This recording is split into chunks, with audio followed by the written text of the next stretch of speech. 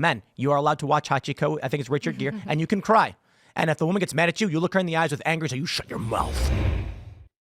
I don't think like as the man or the leader of the family, you should be like crying in front of your wife and crying in front of your daughter. Like that's not really good either. I'm saying like show vulnerability and like your capacity to love and like adore your family, right? Like be emotionally present instead of emotionally distant. I think the key is you need to make sure that this and I'm very reluctant to say this because a lot of guys watch me, so I want to make sure that they're not like being a bitch in front of their girl, because what they'll do is they'll take that and they'll say, okay, I'm just gonna cry in front of my girl. That's not what I'm saying. No. It's always got to be showing emotion from a position of strength, right? It can't be showing emotion from a position of weakness. I think is the key here. The last time I cried was when Mr. Bokus died, and I absolutely cried in front of my wife. Mr. Bokus, my kid. He's on the skateboard right now. Oh yes, okay, yeah. Yeah, he was one day. Ian, you were with him. Not when he died, unfortunately. I was in Miami. Oh, you weren't there. I thought you were there. Well, someone was there in the morning, and it reached the point where he couldn't walk anymore. His kidneys were failing, and then I came in the morning, and he was laying there just groaning, and he couldn't walk. And I was like, this is it. We can prolong his suffering by keeping him in. So I brought him out to the chicken coop, and I laid him in the grass, which was probably 40 degrees, which I knew would lower his body temperature, and then he would die faster than just lying there, unable to move, breathe, drink, eat. And it was a brutal thing to do. Very emotional. It's just a cat. But he was our little mascot. And I don't give a shit. I fucking cried. Yeah, and you were by yourself? Oh, I cried like 12 times. Yeah. I mean, look, I had to carry his dead body. I think with men, right? Like you buddy. got to do that in solitude, man. Like I think like just doing it in front of your woman. I cried in front of everybody who was watching me sit there. Of course. But was it I think in front of your woman, you know what I mean? In front of Allison. Yeah. And I put Mr. Bokus in front of the chicken coop so he could look at the chickens one last time, and this was his end. And it was really sad but funny because the little dude was groaning and dying until he heard the bucking, and then he got so into it, and it was like I was happy to see this as I was sad. But my joke is the only time it's acceptable for a man to cry is when his dog dies. And I mean that somewhat as a joke. Like if your kid dies too, for real. I was crying in my sleep this morning. I had a dream about my grandmother. I was with my grandma who's dead, and she was talking to me. And then it got to the point where she was like, I want to take you over there. And I knew she was going to leave. And I just put my head on her shoulder and I started crying. And then my alarm went off and I was like, over there was like time. Maybe it was like she was leading me towards it's time for you to wake up and for me to go. And I woke up crying and then immediately went away because I knew it was a dream. They say that on average men cry once a year and women cry once a month.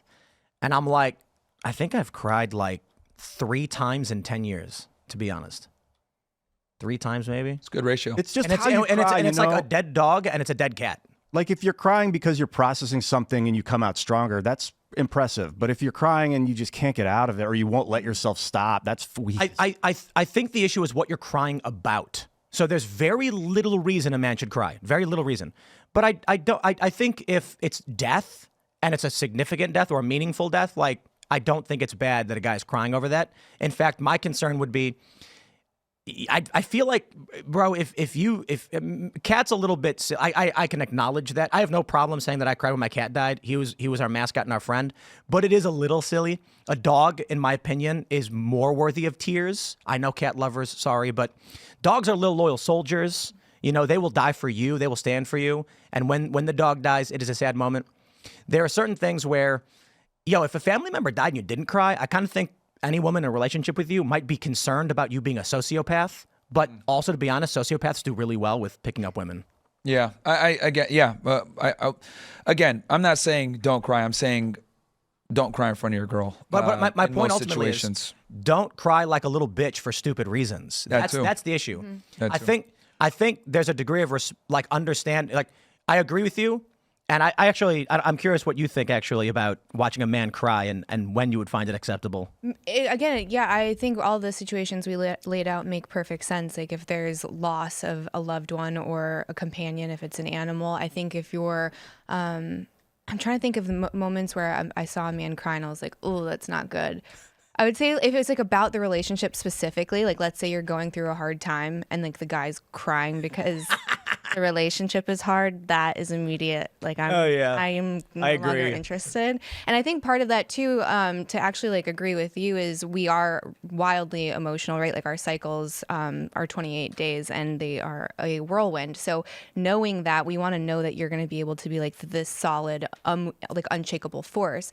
But that's not to say you're not human. So again, like vulnerability, there's a difference between like expressing emotions and being emotional. Like women don't want to be with another woman, even though that's kind of like how they're training men these days, and then they wonder why it doesn't work. But we don't want you to be emotional. We just want you to have emotion. So like the Stoicism thing works in the beginning, but at some point, like I want to know that the relationship that we have is like, it's unique, and I can access parts of you that you don't share with your guys and that you don't share with the rest of the world. And it makes that relationship more real and stronger, in my opinion, because no matter what, no matter how strong you are, you're going to get sick at some point, right? Like the flu might take you down, old age is going to catch up. And I think it's important to know that like the woman can also like support you in those moments, and that you're not just like the stoic robot that I'm not going to like be able to accurately predict how that performs under pressure, or like in a weakened state, maybe. I don't know. There's only one movie men are allowed to cry when watching, and it's Hachiko. What is it? Hachiko. What about The Notebook? No. So hard during The Notebook. Hachiko is the movie. Hachiko's true story. It's the story of the Japanese professor who his dog would walk with him to the train station every day. And then when he got back, he would go to the university to teach. And when he would come back at 5 o'clock, Hachiko would meet him there, and they'd walk back home together. And then one day, the professor had a stroke while he was at the university teaching and never came back.